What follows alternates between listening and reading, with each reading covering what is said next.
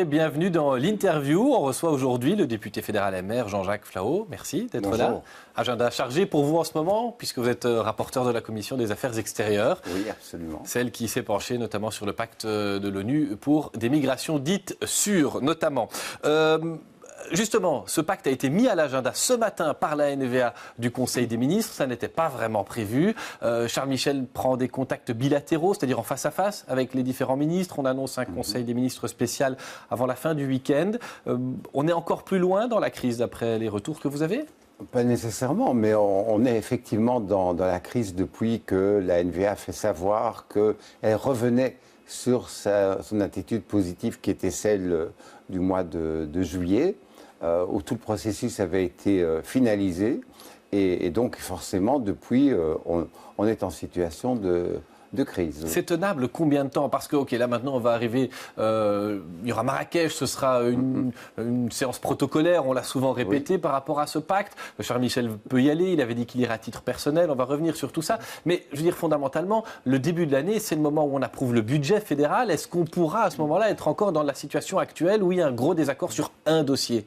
Alors, au point de vue du budget, pas plus tard que hier d'ailleurs, sur le temps de midi, la Commission des finances a finalisé son approbation du budget et donc le budget devrait passer, non pas la semaine prochaine, mais dans 15 jours en séance plénière de la Chambre. Exactement. Donc on devrait avoir finalisé, et c'est quand même important pour la vie des citoyens d'avoir un budget avec tous les paramètres d'avantages et d'éléments nouveaux qui peuvent intervenir et qui sont contenus dans un budget. Quel paradoxe à la Belgique, on a un pays, un gouvernement en pleine crise et puis on continue à travailler tout à fait normalement. Ça bloque quoi concrètement? Est-ce qu'il y a d'autres dossiers qui pour votre parti sont liés à ce pacte?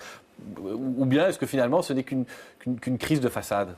Non, il n'y a pas des éléments, d'autres dossiers qui sont intrinsèquement liés à cela, mais c'est vrai qu'il y a encore toute une série de réformes qu'on voudrait pouvoir mettre en application et qui, tant qu'on est en situation de crise, le gouvernement et le Parlement sont un peu en situation d'attente, si j'ose dire. Alors, il y a eu deux moments forts hier. Et le premier, on peut l'expliquer. C'est une note qui a été expliquée, qui est sortie du cabinet Reinders, très à propos d'ailleurs. Une note qui montrait que depuis plusieurs mois, en fait, la NVA a changé d'attitude. Qu'au début, elle soutenait le pacte pour l'immigration. Mais la réponse de la NVA, c'est de dire oui, mais on n'a jamais en gouvernement parlé de ce pacte des migrations. Alors quoi? Où est-ce qu'il a été évoqué? Expliquez aux auditeurs finalement ce que c'est que ces intercabinets où on prend visiblement des décisions très importantes. Oui, mais enfin, c'est assez simple. Quand il s'agit, comme ici, d'un document international, donc il y a des réunions qui se font tant à Bruxelles que d'ailleurs ici en l'occurrence à New York, et qui rassemblent les administrations, les représentants des cabinets, et ici, pour ce dossier, un représentant du ministre de l'Intérieur, du ministre des Affaires étrangères. Mais ça sert à quoi ce genre de réunion-là si finalement on dit mais il faut quand même qu'on en parle en gouvernement parce que là on peut dire l'inverse? C'est un peu paradoxal parce qu'effectivement, le dossier a été modifié en fonction des attentes à la fois du ministre de l'Intérieur et du secrétaire d'État à la migration, donc deux représentants de la NVA. Et donc, il ne semblait pas nécessaire, à partir de ce moment-là, de revenir au Conseil des ministres, si on doit revenir au Conseil des ministres. Ça n'était pas encore une question de gouvernement à ce moment-là? Non, non, pas du tout. Alors, autre moment important hier, c'est l'amendement à cette résolution, amendement qui dit qu'effectivement Charles Michel doit approuver le pacte pour des migrations sûres au nom du gouvernement. On peut peut-être voir cet amendement qui est rédigé à la main. La Chambre des représentants demande au gouvernement d'approuver le pacte mondial pour des migrations sûres et c'est signé par Ahmed Laoueche, par Elio Di Rupo, par David Claraval pour votre parti, en fait par cette majorité alternative. Ça, c'était pas du tout prévu.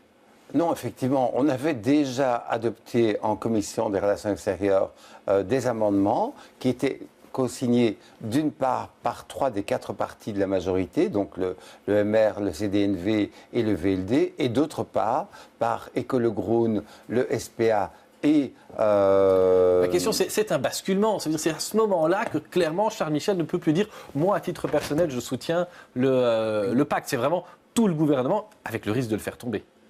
Oui, d'une certaine manière, mais d'un autre côté, on aurait de toute façon abouti à cela, même si c'était le texte de la Commission qui avait été adopté, parce que il est clair qu'à un moment, il va falloir que le gouvernement marque son accord tout entier au moment non pas de Marrakech, mais au moment de la signature à New York. On a une date d'ailleurs pour cette signature aux Nations Unies, parce que autant Marrakech, on sait que c'est le 11 décembre, autant l'ONU, la vraie signature. Alors, théoriquement, ce serait vers le 18-19 décembre, mais il est possible que la date soit reportée à janvier. Ce qui serait un bon ballon d'air pour le gouvernement belge. Quand bien même, il est tout autant possible que les différents États signent ultérieurement, même dans quelques semaines ou dans quelques mois. Donc ce que vous nous dites là, c'est que la Belgique pourrait finalement reporter sa signature et donc le problème et faire vivre son gouvernement encore quelques semaines, voire quelques mois. Absolument. Et peut-être qu'il faudrait, si vous me permettez, bien redire ce que ça comprend et ce que ça ne comprend pas. Peut-être que vous allez me poser la question, parce que je crois qu'on fait un mythe de ce pacte des migrations. On a dit que c'était surtout quelque chose de symbolique, que c'était un engagement de 190 pays et que donc finalement ce n'était pas contraignant. Voilà.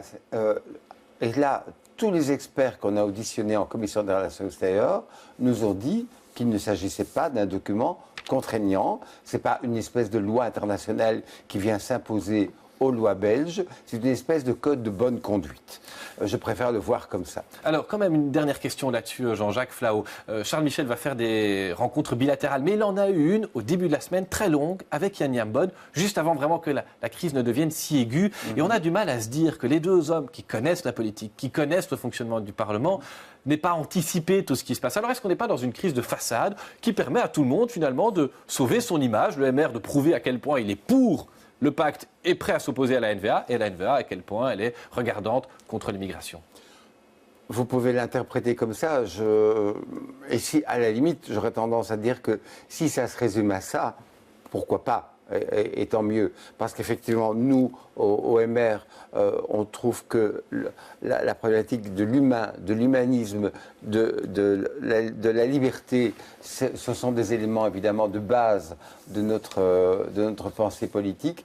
Et en même temps, on sait très bien que la NVA a été très choquée, quelque part, très sonnée par la progression du Vlaams Belang en Flandre, à son détriment et au détriment des socialistes flamands, et qu'elle essaie de se refaire, entre guillemets, une virginité à la lueur du débat actuel. Une crise très politique, donc finalement, qui permet à chacun de se positionner vis-à-vis de son électorat. Oui, mais il ne faut pas qu'on oublie que par ailleurs, il y a toute une série de grands débats économiques et sociaux.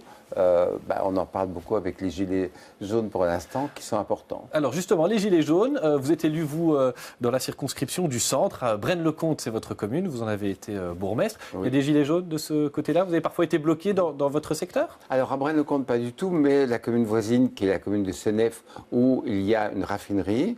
Elle a été bloquée. Est-ce qu'il faut interdire la manifestation des Gilets jaunes, qui est annoncée, mais pas organisée, samedi à Bruxelles? Alors, moi, je suis pour la liberté d'expression.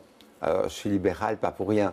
Donc, je vais vous proposer, puisque vous êtes pour la liberté d'expression, de répondre à une question, mais avec 3 choix, un petit peu centrés. C'est une tradition dans l'interview. La manifestation des Gilets jaunes, je vous propose 3 choix. Le premier, c'est respectons cette colère et baissons vite le coût de la vie. C'est une première option. Deuxième option, vous pourriez nous dire les Gilets jaunes sont infiltrés par les casseurs et tant pis pour eux.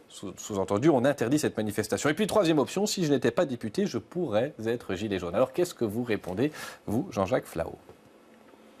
J'aurais tendance à répondre pour la première option. On respecte la colère et on baisse vite le coût de la vie? Oui, en tout cas, ça me paraît important. Mais et quand ils demandent qu'on supprime certaines taxes sur le carburant, on sait aussi que ça finance des choses, des écoles, des crèches. Oui, début janvier déjà. N'oublions pas que par ce qu'on appelle faussement, je trouve, le tax shift, et pour moi, je préfère l'appeler bonus fiscal, les revenus les plus faibles, moyens et faibles vont progresser d'environ 40 € par mois.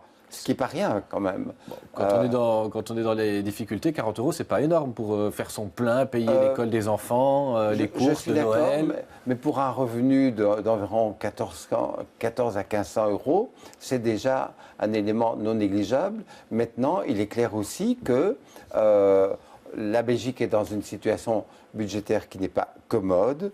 Et donc, on ne peut pas non plus tout promettre parce que s'il y a moins de rentrées, forcément, il y a moins d'argent. Et très brièvement, alors, on interdit cette manifestation ou bien on la laisse faire? Non, il faut pas interdire la manifestation, il faut la cadrer, il faut qu'il y ait le nombre de policiers et surtout, vis-à-vis des casseurs qui essaient toujours de s'infiltrer dans ce genre de manifestation, il faut être absolument là, intangible. Très brièvement, vous avez interpellé le ministre de l'Intérieur sur la police. On voit que les policiers tirent en gros une centaine de fois chaque année. Ils utilisent leurs armes sur l'ensemble du pays. Oui.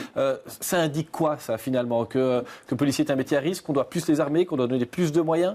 Alors, moi, je trouve, en tout cas, n'oublions pas le nombre de policiers que nous avons, qui sont à peu près 15 à 16 000, que ça montre que nos policiers tirent très peu. Et donc, je trouve ça plutôt positif qu'il y ait un aussi faible nombre de tirs, puisque chaque tir doit être répertorié, enregistré. Mais si les policiers tirent, par exemple, pendant une manifestation des Gilets jaunes, comme la semaine dernière, où on leur jette des pavés dessus, ça va faire des morts. Ça dépend comment se font les tirs. Les tirs demandent des sommations, font en sorte aussi qu'on ne doit pas viser les parties les plus sensibles des personnes. Et on utilise d'autres méthodes comme les canons à eau, etc. Donc le tir avec les armes ne se fait que dans des conditions particulière et rarement lors des manifestations. Merci Jean-Jacques Flahaux d'être venu jusqu'à Bruxelles pour l'interview politique. Demain, dans Les Experts, les invités de Jean-Jacques Deleuze seront l'écologiste Christos Doul-Kérélis, nouveau bourgmestre d'Ixelles, et puis le socialiste Ahmed Laouej, député fédéral, lui aussi, et nouveau bourgmestre à Koekelberg. Belle fin de semaine, à bientôt.